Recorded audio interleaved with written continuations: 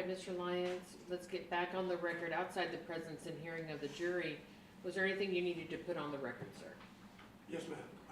For the record, I want to put Mr. Wheatstone on the record. All right, Mr. Whetstone, if you would please raise your right hand. Do you solemnly swear or affirm that the testimony you're about to give will be the truth, the whole truth, and nothing but the truth, so help you God? Yes. You can put your hand down and you may proceed. This is for admonishment, Your Honor. You know, Mr. Wheatstone, you have an absolute right to testify. You have to talk to you. Yes, sir. You have an absolute right to call any witnesses that you like. Yes, sir. We've been consulted during the break, and I explained that right to you. Yes, sir. Now, that's your absolute right. I can't tell you anything different after you heard all the testimony. That's your right. Do you want to testify in your trial? You have any questions about your right to testify? Your Honor, Mr. Whetstone rests, Your Honor. All right. Then let me go ahead and print off a copy of the jury charge for Okay. y'all to read. I found a small typo in it since last night. Can I email you a new copy right now? Not necessary. I have one that I've done. Okay. Thank you. All right. Okay.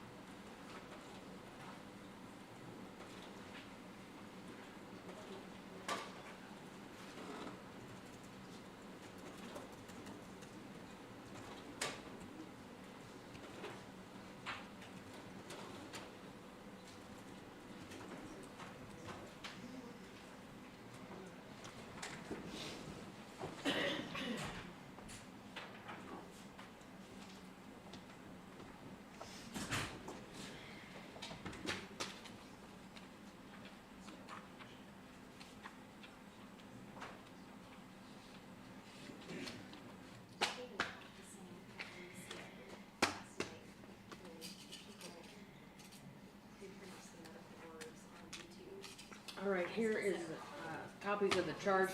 I'm still working on the verdict form, which I'll have done here in about 5 minutes, but I thought you guys could go ahead and get started on taking a look at that.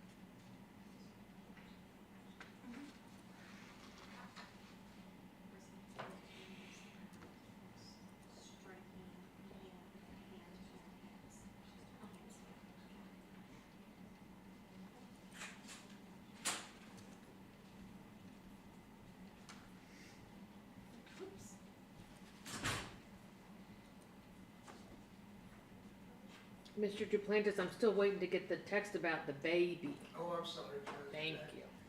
My mother-in-law's in trouble, taking up a lot of my bandwidth. Ah, does she need a lawyer? No, she's getting plates and a rod put in her left leg Oh, today. I'm so sorry. She broke every bone in her left leg. How? Just twisted the wrong way. Oh my God.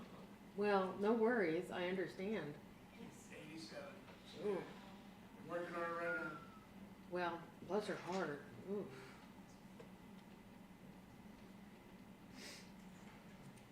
I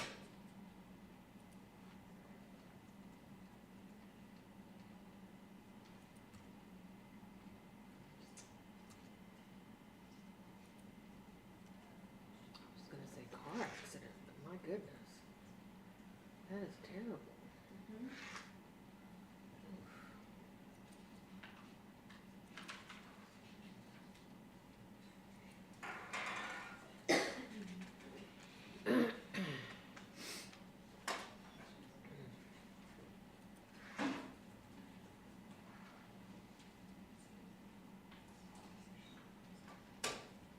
Judge, Yes.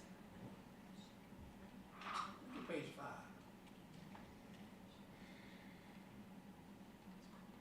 Which part? Assault. Oh, that was, I had that in there. Didn't know what to expect, and I didn't want to take it out just in case. So I am taking out assault, thank you. Well, I will request a definition, but without the firearm, Where do I have a firearm in there? give to the possession of a firearm. Your Honor, it's a couple of places that. I'm Sorry, I was comparing. combining a Page couple. 2 Okay. and the top I think three. Steve and I did better than this. Sorry. We have a proposed copy. Mm-hmm. Ah. No worries, we'll take it out.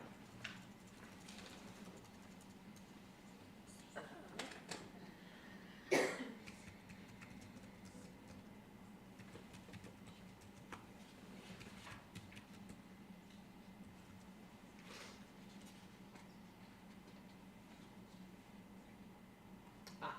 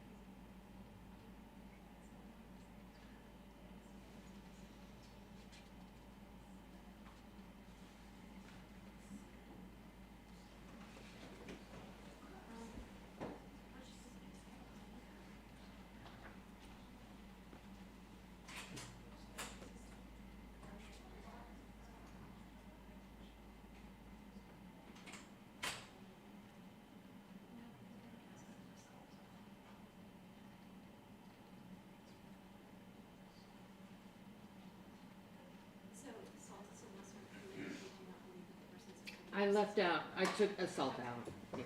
It was just in case something came up. true lesser offense.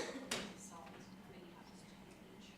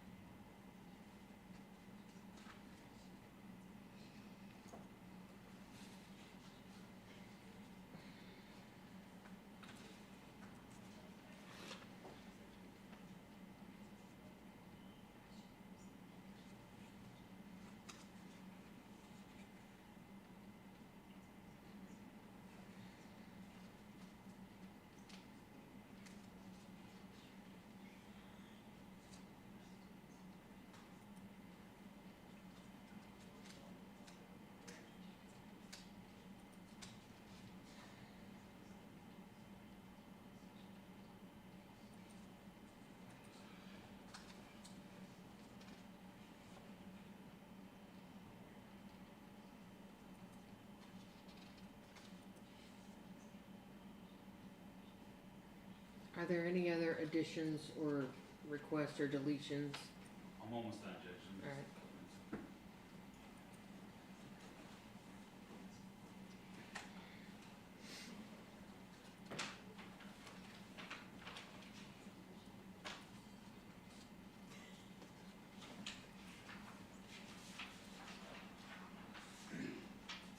We agreed about taking out assault, Judge, and then the only other thing is on page 2, the unlawful carrying of a weapon, just, I actually, yeah, that was from an old charge, and that was referring them to the lesser included, so I took that entire paragraph out.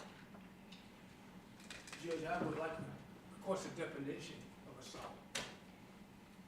Are you asking for a lesser included of assault? Yeah, the definition. Is there any objection to including the definition of assault? in theory, no, but let me see what the definition is. Is it in the, it's not in the definitions part of the penal code. So, and it's also not defined in 2204, or is it? Let me check. The injury to an elder. Assault is, Assault is defined in self-defense, Your Honor. It's the end of the process. No, all right, we go there.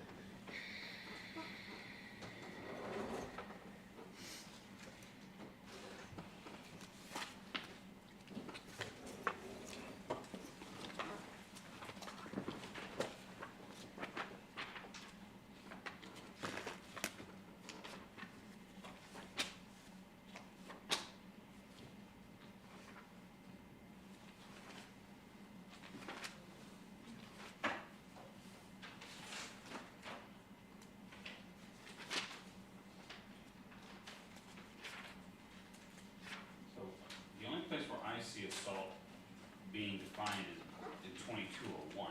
Right, it's a person commits the offense of assault, it would read as this. A person commits the offense of assault if a person intentionally or knowingly or recklessly causes bodily injury to another. So I have two concerns. Okay, Well, my first concern is, well, do y'all want this on the record? No matter. Okay, so just while we're talking about it, my two concerns are, number one, I'm worried about the jury getting confused because assault here includes recklessly. But recklessly would change the offense in their elder, Right. injury to an elder, and make it a state jail. correct. So that's one concern about confusing the jury. And then my second concern is, this is just a separate penal code offense. And he's not indicted with that, and it's not. So I don't think we should include it because I think it's gonna confuse the jury and it's not in our, it's not from 2204, which is injury to an elder. I'll withdraw that request, Your Honor. All right,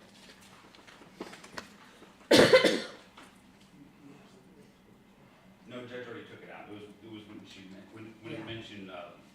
unlawful possession of a firearm. it was for the, a That's- lesser included, it was above assault, and I just took that whole paragraph out along with the assault.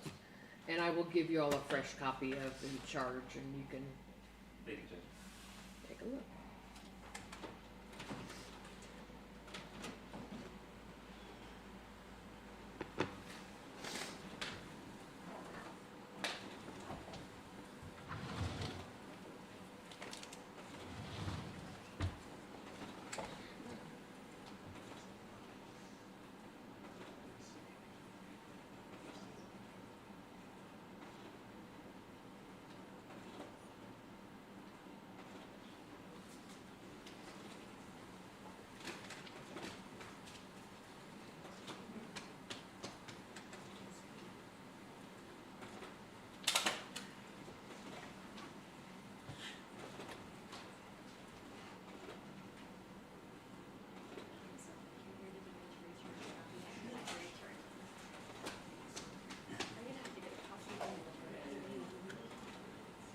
All right, here are your fresh copies.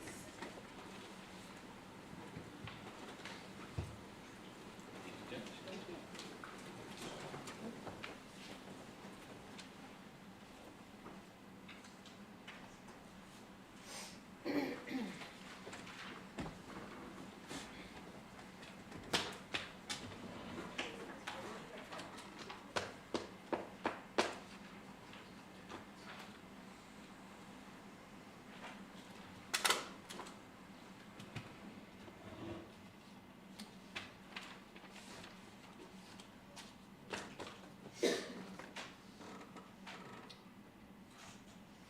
much time, do you want for argument, Ms. Patterson? 15, Your Honor, and if my co-counsel could take the first 5. All right, Just give me a 5, say you use 5 minutes, Judge. I will. Thank you. And I'll give you a 2-minute warning, Ms. Patterson. Thank you, Your Honor. An hour. And if you disagree, I'll take the same amount of time. I'll give you the 15 minutes. Okay.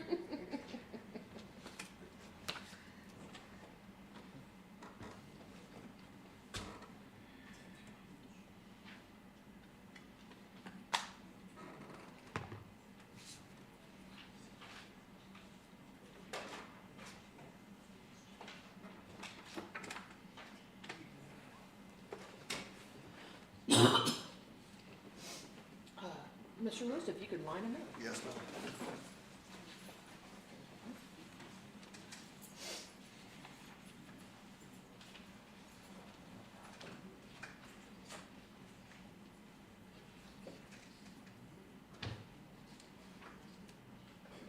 Let's get back on the record outside the presence and hearing of the jury. Does the state have any objection to the court's charge as it is now written?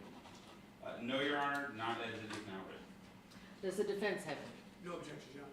All right, thank you.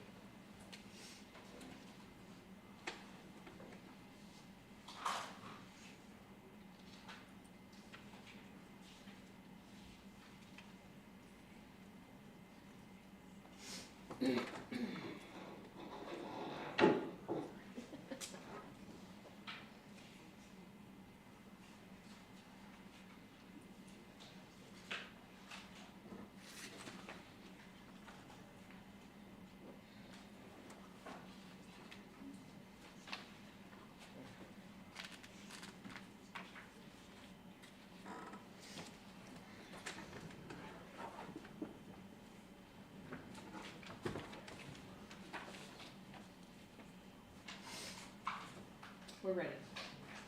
All rise.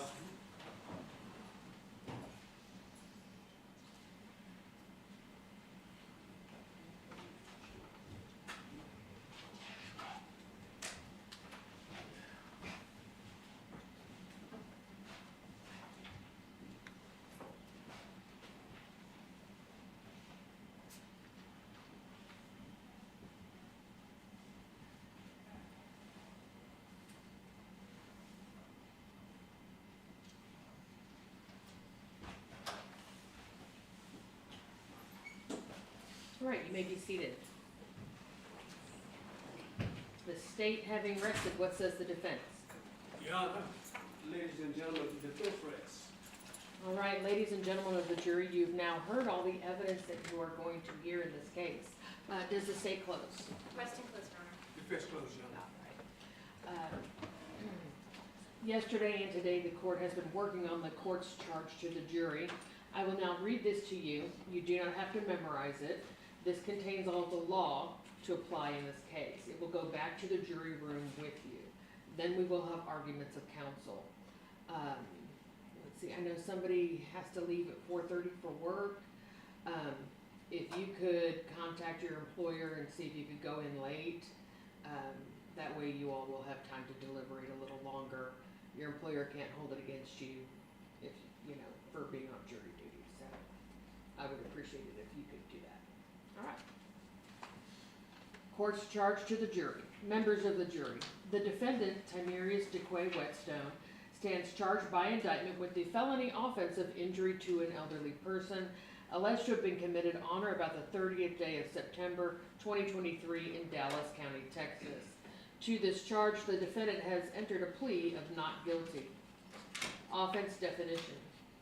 Our law provides that a person commits the offense of injury to an elderly individual if the person intentionally or knowingly causes bodily injury to an elderly individual.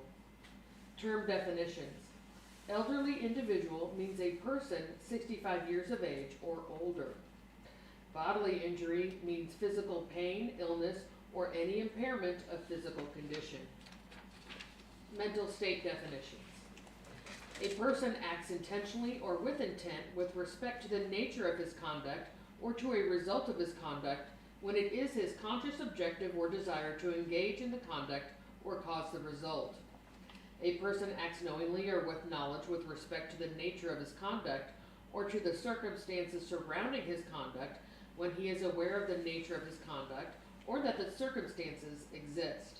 A person acts knowingly or with knowledge with respect to a result of his conduct when he is aware that his conduct is reasonably certain to cause the result. Application of the law to the facts. Now, if you find from the evidence beyond a reasonable doubt that on or about the 30th day of September 2023, Timarius DeQuay Whetstone, the defendant, in Dallas County, Texas, did unlawfully, then and there intentionally or knowingly cause bodily injury to Eddie James Moore, an elderly individual, 65 years of age or older, hereinafter called complainant, by forcing complainant to and against the ground, or by striking the complainant with a hand or hands, then you will find the defendant guilty as charged in the indictment. Self-defense instruction. It is a defense to prosecution that the conduct in question is legally justified under our law. You are to consider the statutory defense of self-defense in determining if the defendant is guilty of any offense alleged in the indictment. Sorry, I noticed a typo. Under our law, a person is justified in using force against another when and to the degree that he reasonably believes the force is immediately necessary to protect himself against the other's use or attempted use of unlawful force. Reasonable belief means a belief that would be held by an ordinary and prudent person in the same circumstances as the defendant. In determining whether the defendant reasonably believed that the use of force was necessary, you are instructed that you cannot consider whether the defendant failed to retreat. Under our law, an accused person is justified in using force against another in self-defense when and to the degree he reasonably believes the force is immediately necessary to protect himself against the other's use or attempted use of unlawful force. The use of force against another is not justified in response to verbal provocation alone, or if the accused person provoked the other's use or attempted use of unlawful force, unless the accused person abandons the encounter or clearly communicates to the other his intent to do so, reasonably believing he cannot safely abandon the encounter, and the other nevertheless continues or attempts to use unlawful force against the accused person. Therefore, if you find from the evidence beyond a reasonable doubt that on or about September 30th, 2023, in Dallas County, Texas, the defendant, Timarius DeQuay Whetstone, did then and there intentionally or knowingly cause bodily injury to Eddie James Moore, an elderly individual, 65 years of age or older, by forcing complainant to and against the ground, or by striking complainant with a hand or hands, as alleged in the indictment, but you further find from the evidence, as viewed from the standpoint of the defendant at the time, that from the words or conduct, or both, of Eddie James Moore, that it reasonably appeared to the defendant that the defendant was in danger, and there was created in his mind a reasonable expectation of fear of bodily injury from the use of unlawful force by Eddie James Moore, and that acting under such apprehension and reasonably believing that the use of force by the defendant was immediately necessary to protect himself against Eddie James Moore's use or attempted use of unlawful force, he did cause bodily injury to Eddie James Moore, then you should find the defendant not guilty on the grounds of self-defense. If you have a reasonable doubt as to whether or not the defendant was acting in self-defense, then you will give the defendant the benefit of that doubt and find him not guilty. If you unanimously find from the evidence beyond a reasonable doubt that at the time and place in question the defendant did not reasonably believe that he was in danger of bodily injury at the hands of Eddie James Moore, or that the defendant, under the circumstances as viewed from his standpoint at the time, did not reasonably believe that the degree of force actually used by him was immediately necessary to protect himself against Eddie James Moore's use or attempted use of unlawful force, then you will find against the defendant on the issue of self-defense. Indictment. An indictment is the means whereby a defendant is brought to trial in a felony prosecution. It is not evidence of guilt, nor can it be considered by you in passing upon the question of guilt of the defendant. The fact that a person has been arrested, confined, indicted for, or otherwise charged with an offense does not give rise to any inference of guilt in his trial. Presumption of innocence.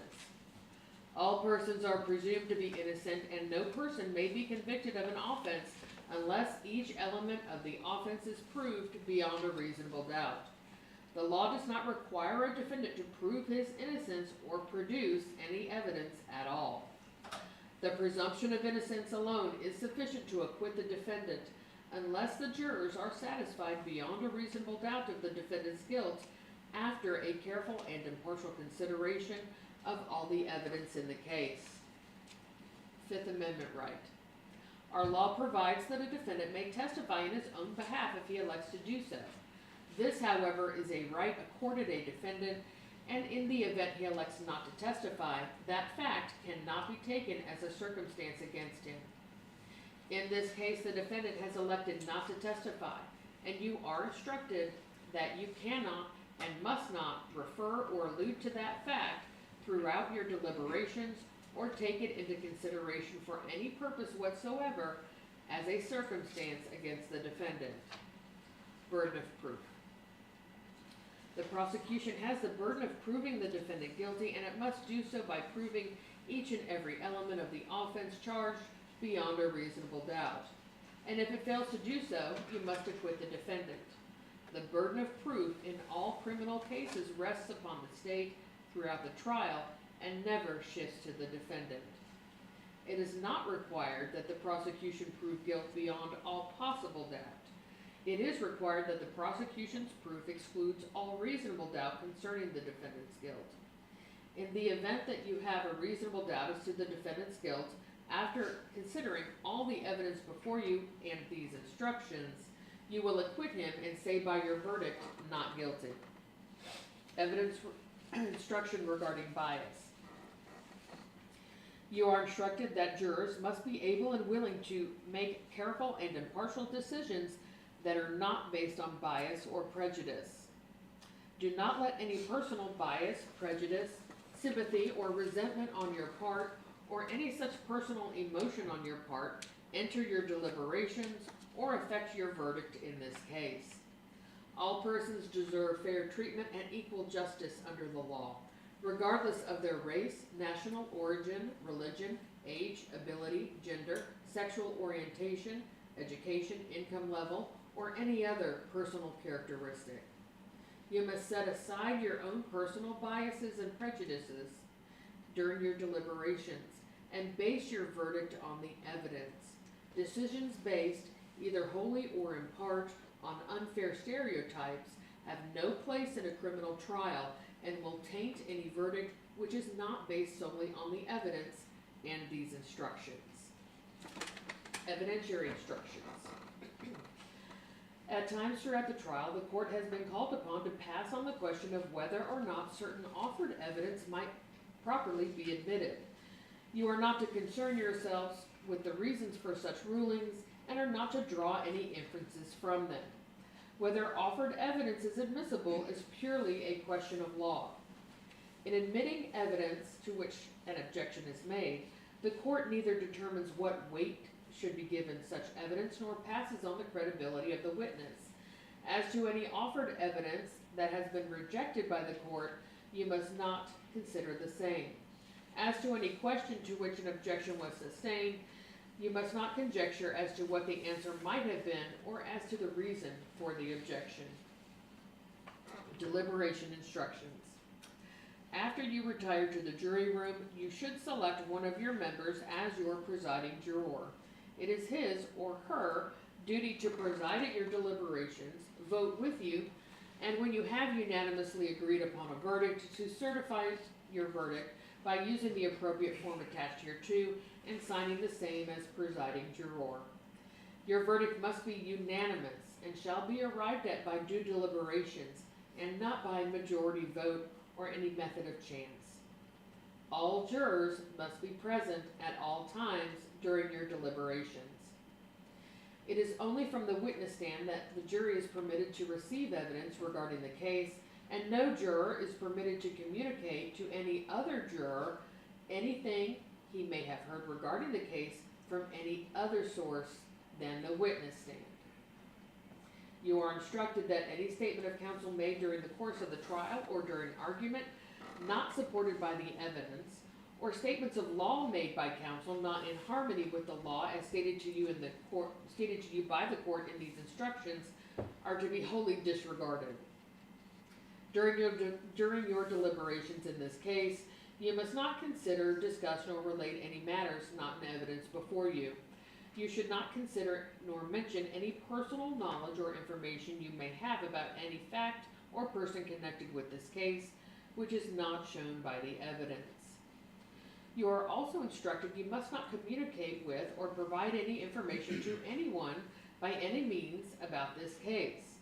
You may not use any electronic device or media such as telephone, cell phone, smartphone, iPhone, or computer, the internet, or any internet service, or any text or instant messaging service, or any internet chat room, blog, or website, such as Facebook, Snapchat, LinkedIn, YouTube, Instagram, TikTok, or X, formerly Twitter, to communicate to anyone any information about this case or conduct any research about this case until the court accepts your verdict, if any. After you have retired to consider your verdict, no one has any authority to communicate with you except the bailiff who has you in charge. You may communicate with this court in writing, signed by the presiding juror, through the bailiff who has you in charge. Do not attempt to talk to the bailiff, the attorneys, or the court concerning any question you may have.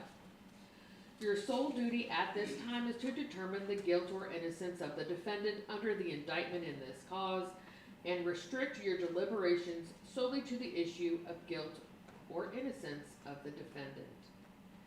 If you have a verdict, or if you wish to take a break, turn on the red light, and the bailiff will quickly respond. These instructions are signed by me, Nancy Mulder, judge of this court. The very last page are the two verdict forms, which read, "We, the jury, unanimously find the defendant, Timerius DeQuay Whetstone, guilty of injury to an elderly individual as charged in the indictment," or "We, the jury, unanimously find the defendant, Timerius DeQuay Whetstone, not guilty." There is a place under each of these verdicts for the presiding juror to sign and then print his or her name. We will now have arguments of counsel. Will the state open? Yes, Your Honor. You may proceed. Thank you, Your Honor. This court, counsel, ladies and gentlemen, good afternoon. Let me be very clear here that this absolutely is not a self-defense case. This is an assault. In fact, I would encourage you, when you read through this self-defense instruction, to look at it from Eddie Moore's perspective. Who really had the self-defense claim here, ladies and gentlemen? Under our law, a person is justified in using force against another when and to the degree that he reasonably believes the force is immediately necessary to protect himself against the other's use or attempted use of unlawful force. Eddie Moore was sitting on a park bench hanging out with his friend, minding his own business, when this defendant came out of that apartment, ran up to him, and got within millimeters of his nose. Okay? Who here is in danger? The strong 27-year-old, 25 at the time, or the sickly 75-year-old who needs an oxygen machine when he's at his home? That all matters. Who here reasonably believed that they were in danger? You heard testimony from Mr. Moore. He was in fear. Who's in his face? The defendant. Who ran up on him? The defendant. So he was down. So he gets up. So what does he do? Well, he's in fear of unlawful force that's immediately necessary. The guy's in his face. We talked about this in jury selection. Remember the example I used? Does Alicia have to just allow me to hit her in the head with a clipboard, or can she put her arm out? Can she defend herself? Eddie Moore was defending himself from the threat. Okay? And that's why he kicked him. You see any marks on the defendant's chest? You saw some scrapes on his knees. Now, he knows he wasn't reasonable. That's why he had to lie about it being combat boots. Right? He had to make the threat seem more serious. Oh, he was wearing combat boots. Take a look at those shoes. Worn out, soft, tennis shoes from a sickly old man.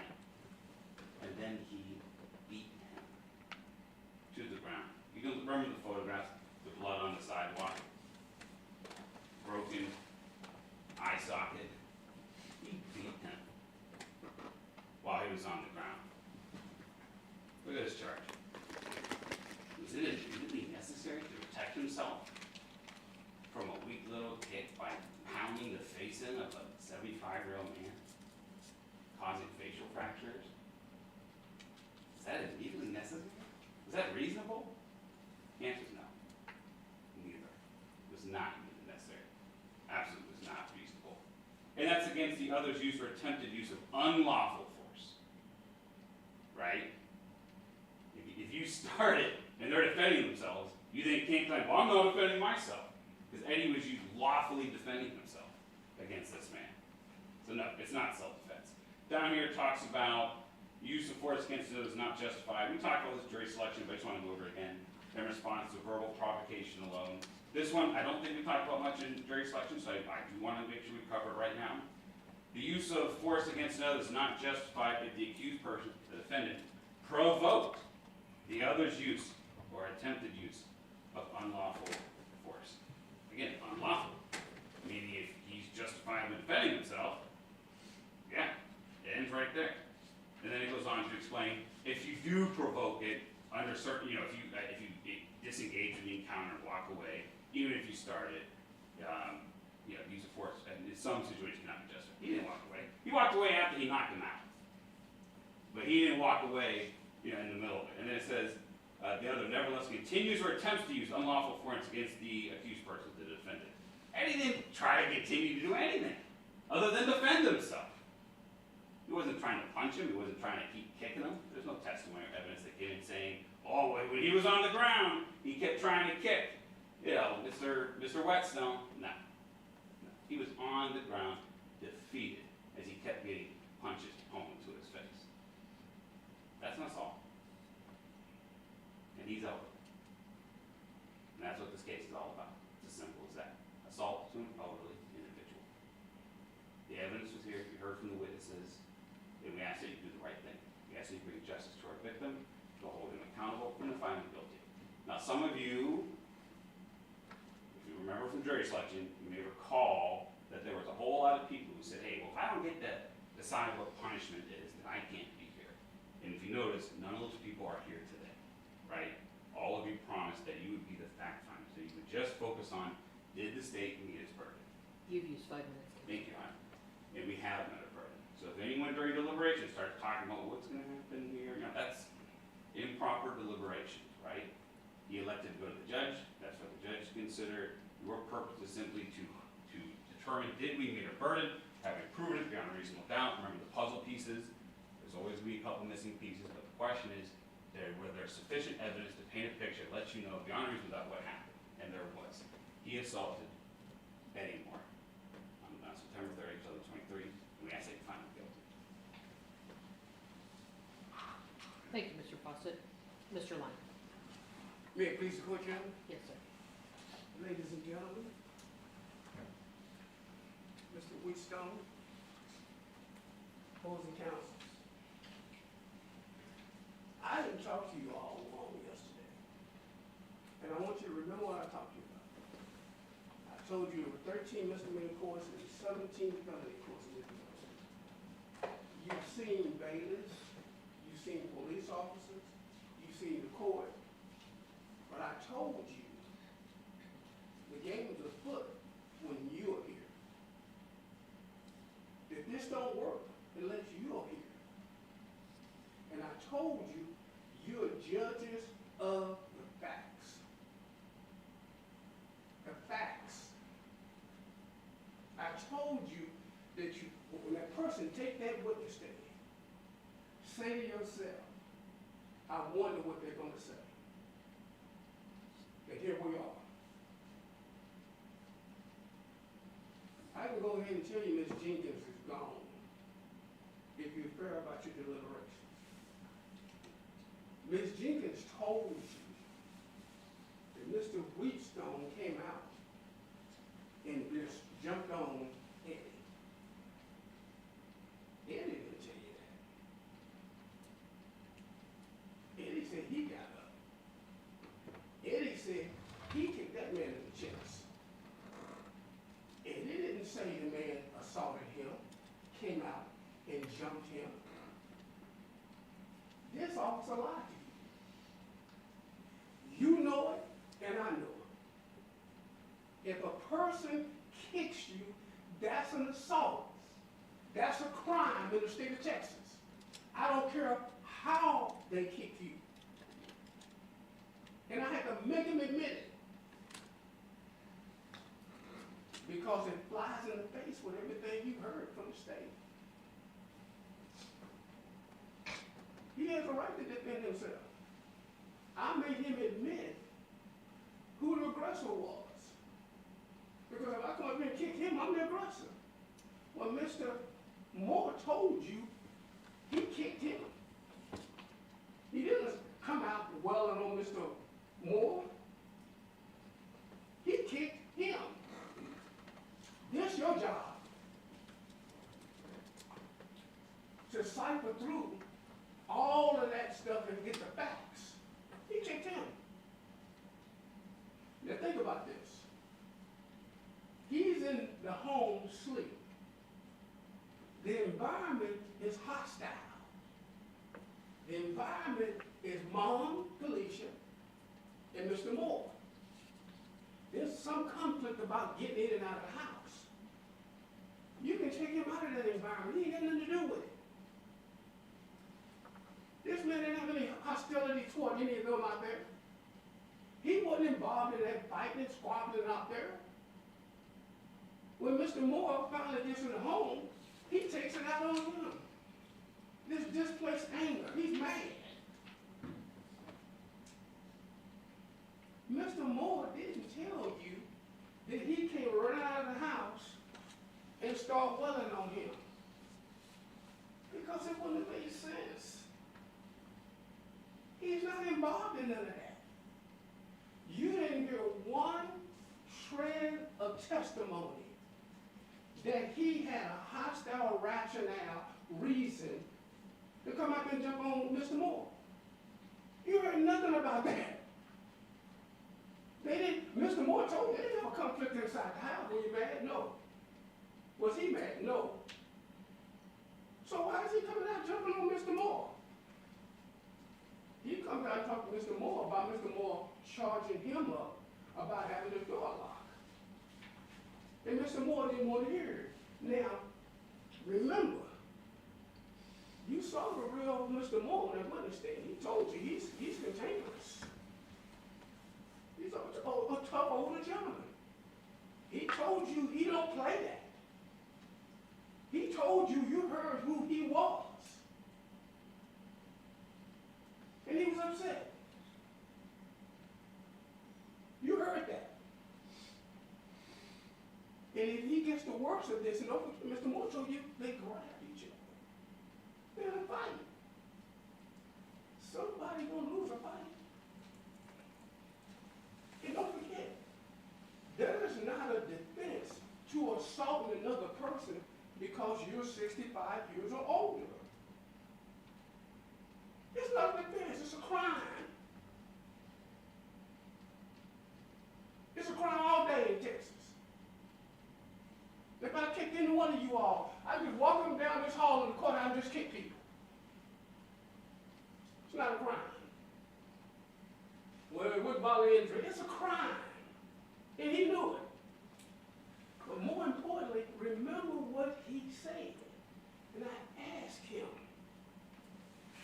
if you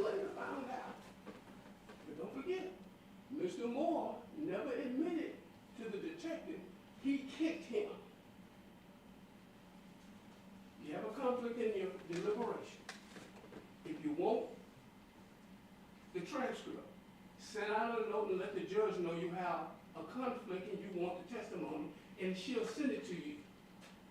It's right here. Don't forget. If you remember, I asked him, if you later found out, if you know if I kick you, it's a crime. If I kick you, you have a right to defend yourself. If you later found out that Mr. Moore hit Mr. Weston first, would he have a right to defend himself? Yes. This is their witness that said that. Their witness admitted that.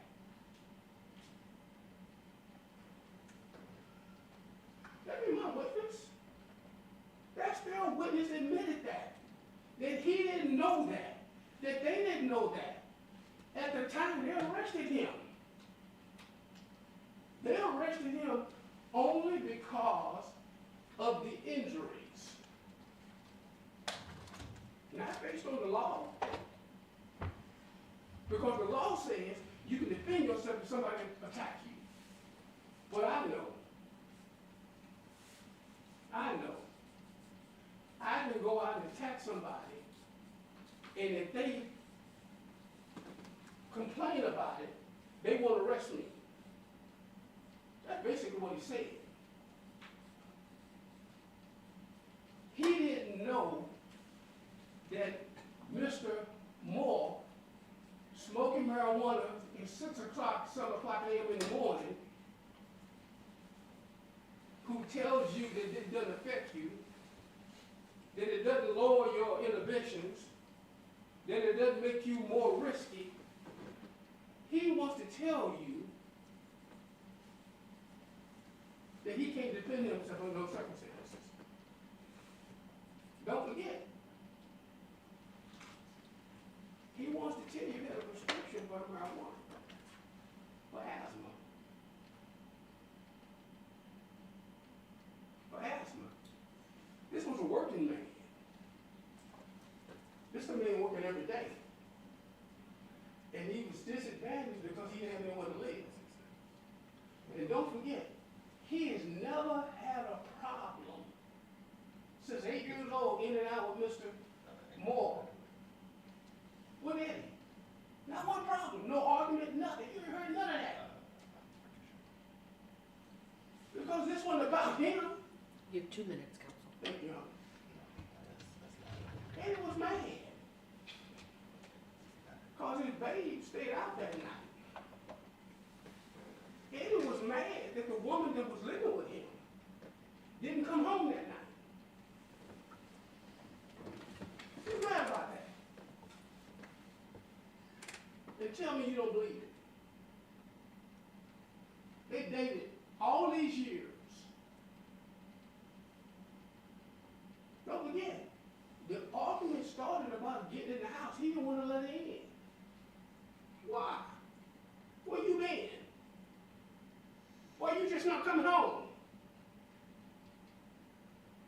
She trying to get in, he won't let her in, and they get mad at him because he didn't let nobody in. You don't make that decision. He didn't live there. He was only staying there because Mr. Moore allowed him and his mother to be there. These facts, determination is yours, not on emotions. No. Nobody want to see Mr. Moore look like he did after a fight. But he started it. Talking about walk away. Mr. Moore didn't walk away. He came up kicking.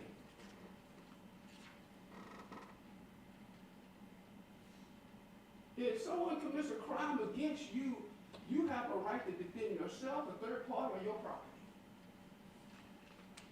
Texas law. He didn't write it.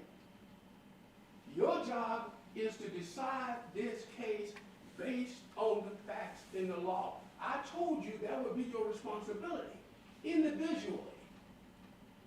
You don't decide for him, he don't decide for you, you don't decide for that person over there. You make your decision, and you stick with your guns.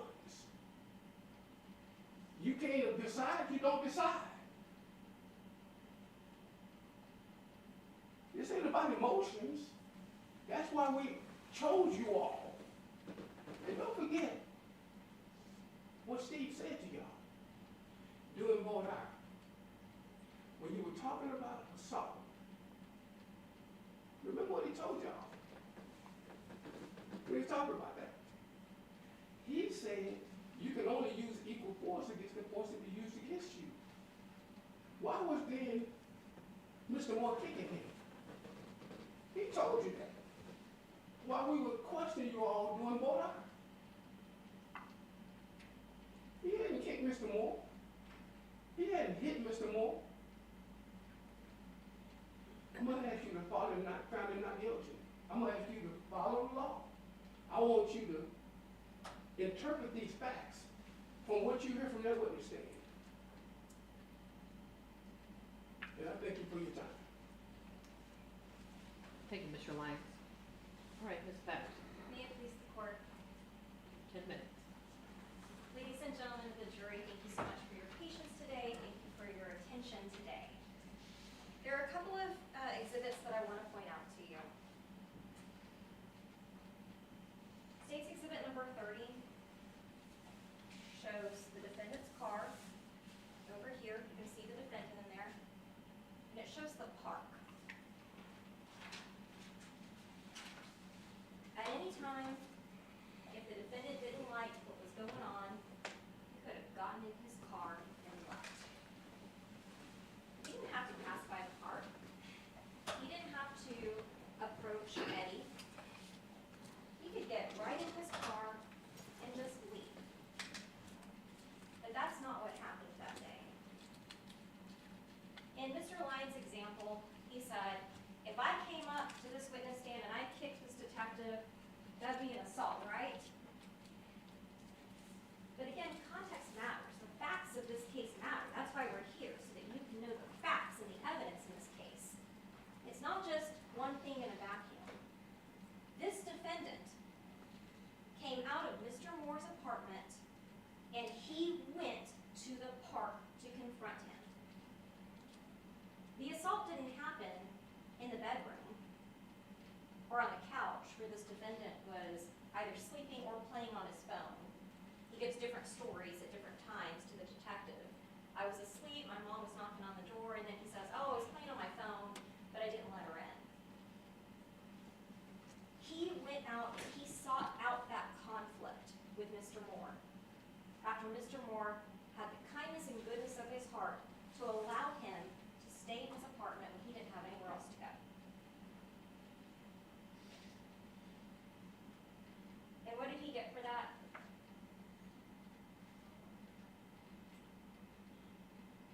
He got a left orbital floor fracture. He got a left lamina aphrysate fracture. He got a small amount of intraconal hemorrhage along the left optic nerve.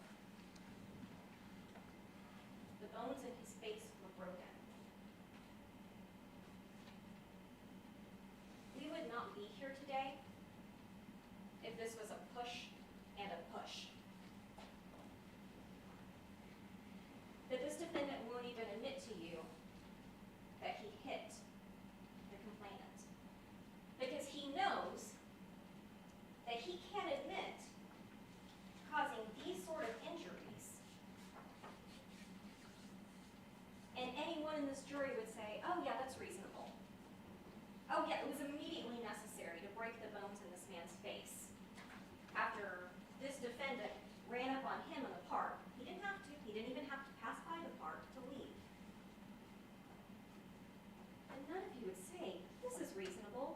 Sure, 75-year-old man, absolutely. Get down on the ground, punch him harder. Because it's not immediately necessary, nor is it reasonable. This defendant couldn't get his story straight when he talked to the officers.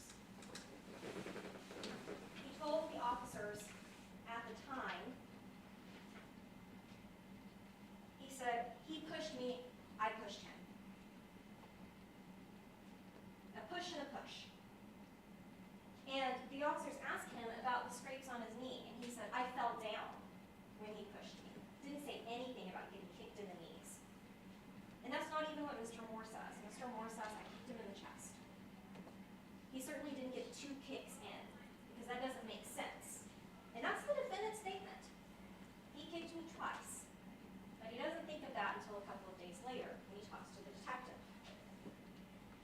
When he talks to the detective, that's when he says I got kicked. And he says, he kicked me on each, he doesn't say anything about falling down, he doesn't say that's how those injuries were called. He says, he kicked me, I pushed him. He looked fine. He looked fine. He wasn't injured.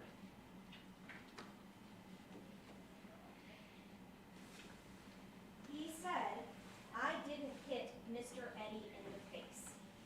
Because he knows if he admits to that, that's not self-defense. The only way it could possibly be self-defense is if it was a push and a push, or a kick and a push. But that's not the facts of the case. Because a push doesn't lead to blood on the ground on the sidewalk. It doesn't lead to this defendant being down on his knees, straddling this complainant while he beats him with both fists.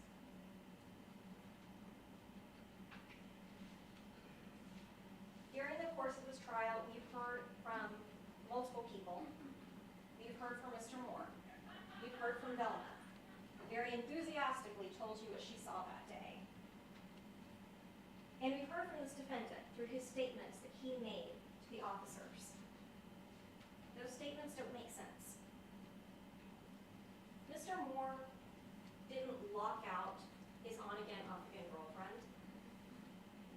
It wasn't him who wouldn't let her in the house. In fact, he was trying to let her in.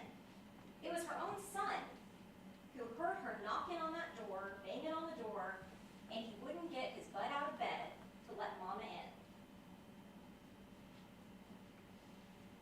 And he wasn't mad at her. No, he says, oh my gosh, okay, your son won't get out of bed. I'll go, I'll bang on the door too. Still won't get up. Okay, well, I'll try to find a way for us to get in. And all he told him was don't lock the door.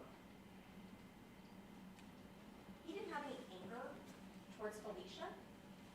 If he was mad at her, he would have said, no, you're locked out of the house. There was no displaced anger on this defendant. And again, the defendant didn't even have to go and talk to Eddie. He could have gotten on his car and left. But instead, he was so irritated and so angry that Eddie had woken him up. Actually, not even Eddie woke him up. His own mom woke him up. We talk about misplaced anger, being mad at his mama. His mom was the one who was banging on the door at 6 in the morning. Eddie quietly left the house and went on his morning walk. Mom stayed out all night, came back in, banging on the door. And he was so mad that he was woken up when, before he had to get up. He went and he walked to the park, got in his face, and no one, not an elderly man, not a disabled man, not a man on oxygen, none of you, none of us in this courtroom have to tolerate this young man getting nose to nose with you, saying, why did you wake me up? I was asleep. I have to go to work today. No one has to tolerate someone this close to your face yelling at your face. And if you listen carefully to his statement to the detective asks, was he saying anything to you when he kicked you? And he said, yeah. He told me to back off. You have 2 minutes, counsel. He told him to back off in his command. But he didn't back off, he didn't leave. He forced Mr. Moore to use his body to put distance between him, and once he did, he got Mr. Moore down on the ground and he pummeled him until Mr. Moore was no longer conscious. Then he started getting his clothes out of Mr. Moore's house because he knew he had to leave. In no universe is that a rational decision. In no universe is that self-defense. And it's certainly not self-defense in Dallas County. This defendant is guilty of injury to an elder for the assault on Eddie Moore on September 30th, 2023. Thank you, Ms. Patterson. Ladies and gentlemen of the jury, you will now retire to the jury room. Select your presiding juror and begin your deliberations. All rise.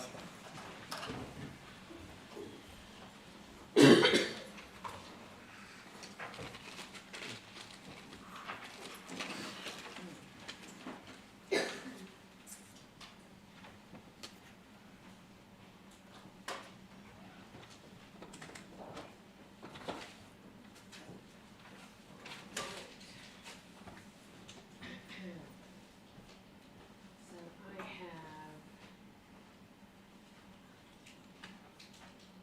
three exhibits as record only.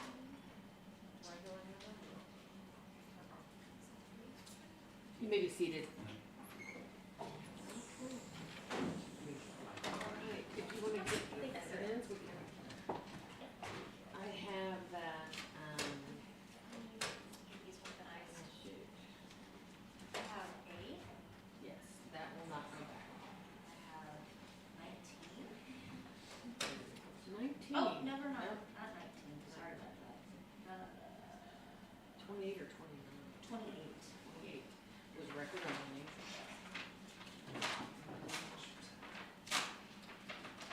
Um, 36. 36. I also had I think it was 37 that was unredacted. Those, that 37 is in for all purposes. That was in wrong. But don't send the discs back, Okay. because they don't have a computer. Okay, so 36. So just send the, everything but the discs, Yeah. and obviously not the ones for record purposes. Perfect. On page 3, I whited out the,